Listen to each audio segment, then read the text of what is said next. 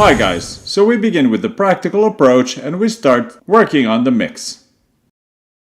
So the question you see on screen is fundamental. What are the 3 golden rules for a perfect mix? Probably a lot of you were waiting for this moment, so now we're beginning to go in depth and to get more into depth. So we have to pay a lot of attention in this chapter. The 3 golden rules to have a good sound, a clean mix, an important mix. Minus 15. What does it mean? It's minus 15 of peak on every track at the beginning of its sound journey. Words that maybe don't mean a lot now, but we'll see them better later. Second, the mix before arriving to the master must not only have a mix that is at maximum minus 6, but also it must have a certain type of dynamics. It must have an RMS of a certain kind, because otherwise we get there too soft or too potent. So it's a question not only of peak, but also of relative volumes. And then we have the concept of every sound has its space and its quality. We'll tell you about the metaphor of the jar, which will illustrate this concept better. So let's begin with the first point, maximum attention. So, if you've understood well what we have said so far, if I set all of my volumes in all of my channels close to 0, you will see that the sum of the channels, because some frequencies add up, will send my master in over 0, digital. And by now it's cool that you understand the difference between 0 digital and 0 analog. The yellow line instead indicates where we should sound to be able to have a clean mix. So how do we achieve this? It's the first big trick of the mix. To sound high, we must start low. It may sound strange, counterintuitive, but it's the first big truth. What does it mean? It means that I have to transport all of my sounds at the beginning of their journey, before the plugins and all the elements that change them, and through the process where I add them to arrive to the master. From that beginning, they should start low. Everyone in their own digital workstations will find a way to do it. In Ableton, what we use very often is the utility. Let me show you exactly what this is. If I take this kick, guys, you see it? Let's put it in solo. Let's play it. We play it. You see, this kick sounds practically at 0. And maybe many of you have used this approach, that I have to feel that strong pump at the beginning. It's sounding at minus 1.14. In Ableton, if you pull this line up, it gives you a meter. So this track is sounding at minus 1.14 in peak. So you can understand that we are in this circumstance. Probably we are in a situation in which this kick element will be at minus 1.14 from the green line. And so you can see that if I start adding other things, let's see the bass, activate the bass. Here it is. Look at the master. It goes beyond 0.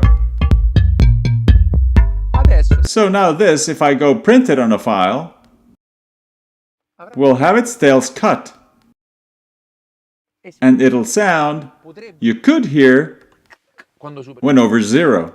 Some algorithm, some equipment is capable of not having you hear that, but that sound is cut and lost. So, what is the concept? And there are 2 reasons to do this. The first is, and you can see it here, that the kick is too loud. I could lower it from here. In Ableton we have this for the wave. For rendered audio, we have this parameter, but really, what we do is that we use a utility and we put it on the channel, okay? And we go to lower it. Let's go back to the mix version. In Ableton, with Tab, you return to this view. We go get our channel. You see, but instead of lowering this,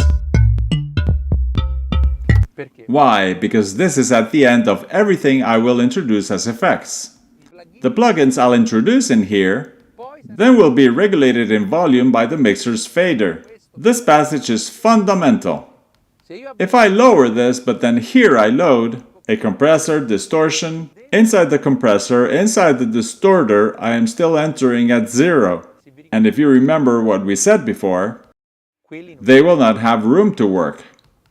So now, I have to get in at minus 15, where at the beginning I am low, so I can help work well all the plugins in the chain. So I will not lower this will be at 0. I'll lower this. Here we go. So you can see, we go here, minus 15, minus 18.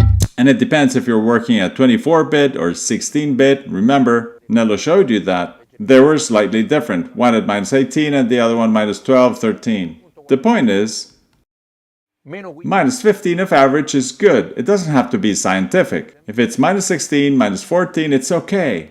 Because you will see later, we'll work on this element. But for now, let's bring them down. You see here, this I solved. I don't hear. Get rid of the bass. Now it's low. I raised the volume. Why do we have a volume knob on the sound card? Raise the volume. Now, I get back here, and I go see, for example, the bass. Too high. The group of the bass I'll leave at 0, but I go put in the individual basses. This is a bass that works as sub and 2 mids. I put the utility. You see, it's right after the synth. Obviously, I could also lower in the synth the volume knob. But then every time I need to adjust the volume, I need to open the synth. So it's better to set the utility. You see, I begin to bring it down. Let me turn these other two off. Get rid of the kick. And back to the bass. Here it is. This works. 18. Let's go add a utility on the one after. And I turned it on. Too high, I lower it. Here we are. Third utility. Boom. We open it. Okay, so you see how now the sum of them is at minus 12. Why? Because they add up together. Boring? Yes, very boring. But this is how you get a good sound. We said it 1,000 times. Boredom is the producer's worst enemy. So what happens now? The advice we give you is, when you begin to work, but right at the beginning, when you're playing, you load a synth, put it at minus 10, minus 15. The trick that we share with you is, minus 10 decibels, you put in minus 10. You can also do right-click, save as default preset, which is a utility that every time you load it, will put it at minus 10.